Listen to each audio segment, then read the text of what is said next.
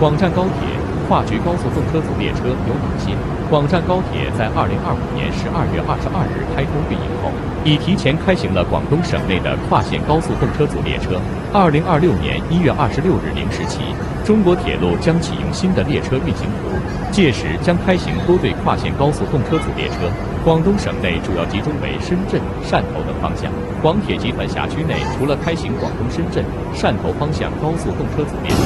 还将开行湖南长沙、岳阳、张家界方向高速动车组列车。那问题来了，广铁集团辖区外的高速动车组列车开行情况又如何？也就是跨局高速动车组列车开行对数、方向是怎样的呢？实说高铁实地考察得出，广湛高铁将开行3对跨局高速动车组列车，其中1对为武汉方向，另外2对则为上海方向。貌似没有首都北京方向的跨局高速动车组列车。实说高铁认为，武汉方向的跨局高速动车组列车未来必将延伸至北京西站始发终到，上海方向2对跨局高速动车组列车的始发终到站均为上海虹桥站。